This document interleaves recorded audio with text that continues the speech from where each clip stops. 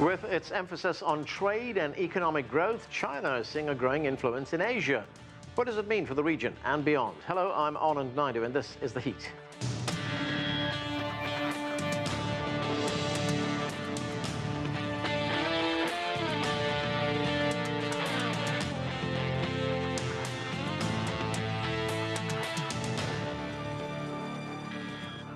It was October 2013 when Chinese President Xi Jinping proposed the Maritime Silk Road, now part of Beijing's One Belt, One Road initiative.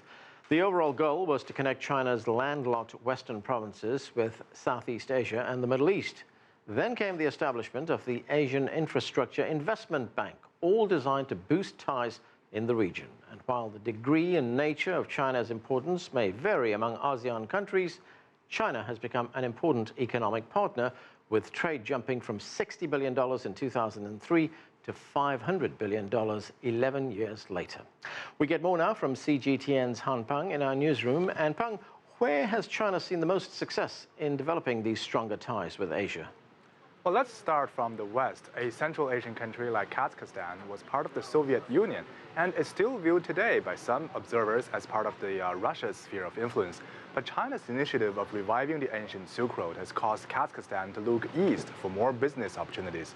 China is investing billions there, building roads, tunnels, and railways to get them connected. And also on the sea, China's growing influence and also the economic ties with Southeast Asian countries have caused major shifts in their diplomacy. The Philippines, for example, has long been a close ally of the United States. It used to be very tough against China regarding the South China Sea disputes, but last October, the new Filipino President Duterte declared that he wanted a, quote, separation from the United States as China and the Philippines agreed to put aside their disputes and resume the trade relations. And to be fair, there have also been setbacks at the same time. The nuclear issues on the Korean Peninsula, for example, remained unresolved. And to make it more complicated, the U.S. is seeking to deploy a missile defense system in South Korea, which is affecting China's relationship with Seoul because Beijing perceives it as a major military threat.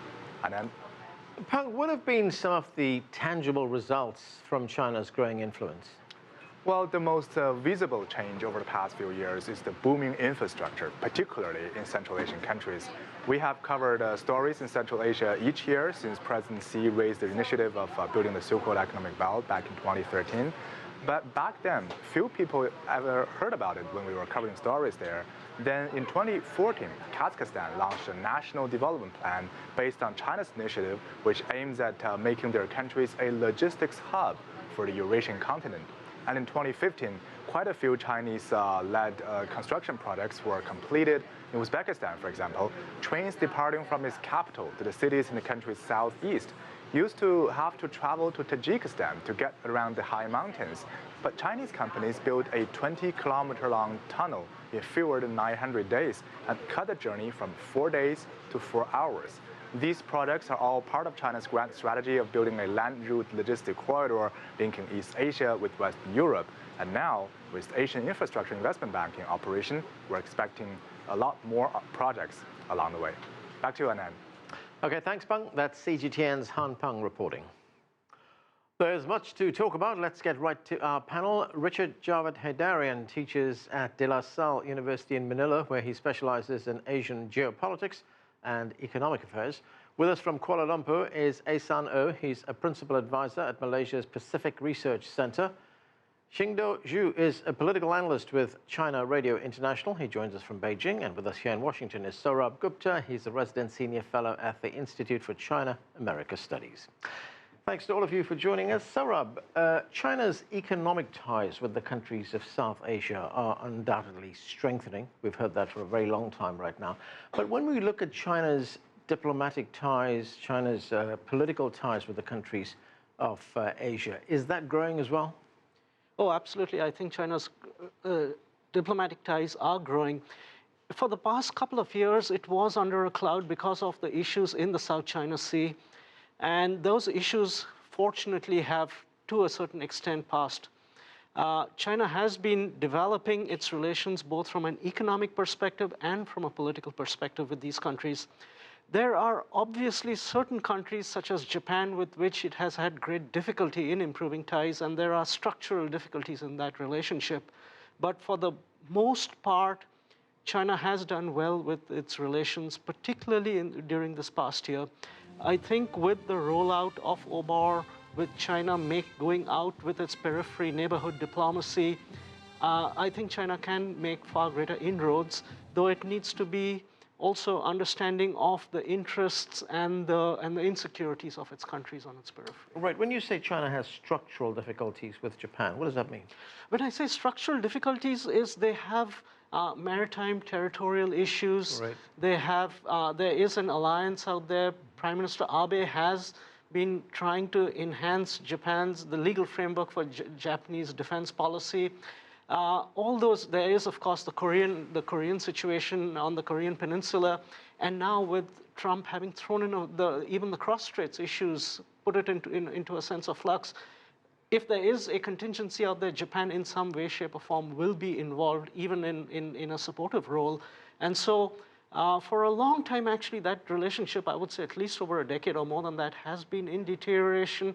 It has been managed and kept at an even keel, but there are real difficulties in terms of trying to regenerate that relationship.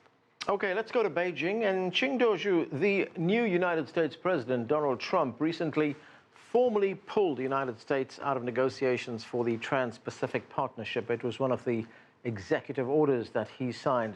Now that the United States is out of those negotiations, does this give China an opening to strengthen its relations in South Asia? The answer is both yes and no. Yes, because as we know, the principle for TPP is known as ABC. Basically, it means like anyone but China. So the exclusion of China. And if there's a TPP, the treaty, and if it's established, if it's signed and it came into effect, then you would probably see a fault line in Asia-Pacific region with the exclusion of the second largest economy in the world. You have this regional treaty here. And so in this sense, yes, you can see it as an opening for China basically to work together with ASEAN countries, who is leading this another regional agreement, which is known as RCEP. So yes, you can see it is opening. At the same time, I would say it's a no. Because if you look at global situation, there's a rise of protectionism, a rise of populism, anti-globalization in European countries, in the United States. So the killing of TPP or TTIP between US and with the European countries is not really a good sign. It's not signifying a bad trend for a better world tomorrow. So in this sense, it is a no. Hey, Sun-Oh, you are there in Kuala Lumpur. When we look at China's signature economic plan, its economic outreach plan, what President Xi Jinping calls interconnected growth, it's the One Belt, One Road initiative. How important is that plan to Malaysia? Well, Malaysia, as one of the world's major trading countries, has seen its up and downs, especially in recent days in fact, years, when you have economic doldrums on a global scale. So Malaysia's economic development has similarly been affected. But over the past 2 years or so, we saw sort of a huge slate of potential Chinese investments, especially in the infrastructures of the countries, be it railroads, be it ports, as well as various other really physical structures proposed to be put up in Malaysia in coming years. So we are talking about tens of billions of potential Chinese investment pouring into Malaysia, and that hopefully would sort of alleviate a little bit the economic slowdown in Malaysia in particular, but also in other regional countries in general. Yeah. Richard, there have been some major foreign policy changes as far as the Philippines has been concerned recently. There's been, let's say, a downgrading of ties with the United States and a strengthening of ties with China, the so-called Philippines pivot to China. What prompted President Rodrigo Duterte to move towards China in the first place? Well, I mean, to begin with, as far as Duterte is concerned, his assessment of the situation was that it was not practical for the Philippines to retain a confrontational approach towards China absent a clear commitment on the part of the United States. And based on my own conversation with senior American officials, and based on the statements of the Obama administration, it was quite clear that they were not willing to go the necessary distance to back up the Philippines in an event of all-out confrontation between Philippines and China, especially in light of the arbitration award last year. So quite pragmatically calculated that the best way forward for the Philippines was perhaps to quietly put aside the arbitration case and open up communication channels with China. But that was never a linear shift in Philippines' foreign policy trajectory. In fact, yes, there has been some downgrade in the Philippine relations with the U.S., like the FIBLEX and CARAT, and some joint military exercises have been canceled. The number of American warships visiting Subic and Clark has also reduced. But all of those are very much reversible. And one thing interesting that has happened in the past few weeks is that with the new administration in America, it seems the Duterte administration is also looking forward to a reset in its relations with the United States. So in the past week, I spent time talking to senior officials in Canberra and Tokyo. I see a lot of anxiety there. But here in Manila, as far as the Duterte administration is concerned, they're quite cautiously optimistic that they can find a new strategic compact with the Trump administration, because the Trump administration is known to be, unlike its predecessor, not very strong on human rights concerns. And if Duterte feels that that Trump will not go after him on the issue of human rights and the war on drugs, unlike Obama, then perhaps he's willing to restore some aspects of the military relationship with the U.S. Then, in addition to that, you also have Japan engaging in a cutting-edge diplomatic charm offensive to make sure that the Philippines doesn't tilt too much into the orbit of China. And that is why Prime Minister Shinzo Abe, when he was here in the Philippines last month, made a visit to the home of Duterte in Davao and offered billions of dollars in aid to make sure that Duterte will not have any significant recalibration of his foreign policy. Okay, Qinduo Xu, if we look at the relationship between the Philippines and China, the Philippines President, Rodrigo Duterte, was in China in October. Let's take a listen to part of what he said there. Why are you veering towards China? Why are you veering towards China? Why should I not veer towards China? China is good. It has not invaded a piece of my country all these generations. All they want is to work there and do business, barter, trade, even before the arrival of the Spaniards. So there we have President Duterte. They're laying it out very clearly. He left Beijing with $24 billion in aid pledges. He also agreed to set aside that dispute with China over the South China Sea. How do you see this relationship, Qinduo Xu, evolving, the relationship between Philippines and China? Well, I see, with the vision and the wisdom, President Duterte is transforming the relationship with China from previously being disastrous between Beijing and Aquino administration, and now is a relationship of peace and stability, of mutual beneficial, and so both sides are basically enjoying the current development. I can give you a figure, with in the time running up to the Chinese New Year, which started about 2 weeks ago, and the Filipino embassy to Beijing, the number of tourist visas application from the Chinese tourists increased from previously 400 to 1,400. That's an increase of 250%. So you can see how huge the potential is for the two countries or for the Philippines to benefit from either tourism or investment or infrastructure construction from Beijing. I think definitely for Beijing, it would like to handle the disputes, the territorial disputes, bilaterally, or put it aside while focusing on developing the bilateral relationship in terms of looking forward here. Sourabh, last month you wrote a piece you talked about where the United States trade policy is heading under President Trump, particularly in the Asia-Pacific region. Among the policies cited was the withdrawal from the TPP, as well as the United States branding China a currency manipulator. How would this affect China's ability to get more influence in the Southeast Asia region? Let me frame it in this way. China is very, very integrated in Asian economic trends.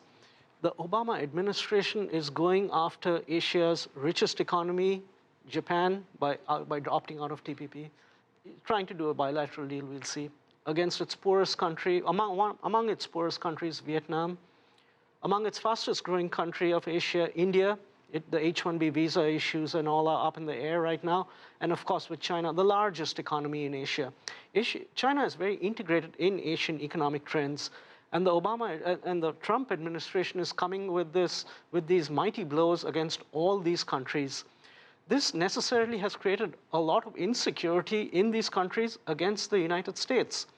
And of course, it is going to hurt China too in the process, that if the bilateral economic relationship is hurt. But it also presents opportunities, It right? absolutely presents opportunities. And we are seeing one of those opportunities in the area of RCEP, and perhaps also in what is the free trade area of the Asia-Pacific, with negotiations which are going to, discussions which are happening under the umbrella of APEC. China is beginning to take that leadership role and saying that it is open to globalization, it is open to structural reform, and that everybody can get richer and wealthier and more prosperous. This, after all, was what the Americans told Asia and successfully practiced for 7 decades, that we will be able to contain revolutionary communism and we will be able to help you grow and become prosperous. It is now China which now has effectively the patent on this policy, because it seeks stability in Asia and prosperity in Asia. So it is a huge opportunity from that perspective. Yeah, and we saw that in that speech that President Xi made at the World Economic Forum in Davos, where he talked about globalization being of benefit to everybody, and that he would like to see a world in which all countries are connected. Oh, absolutely. He did so. And it was a timely speech because, of course, he talked about the political institutions also when he went to the UN and spoke. And those institutions, the political institutions and the economic institutions, the IMF and et cetera, and the World Bank, they have fallen into some degree of disuse. And so he is there to help regenerate this, but he needs partners too to do so. He can't be clapping with just one hand. Right, okay, we are going to take a break right now. More of our conversation when we return. Stay with us, you're watching The Heat.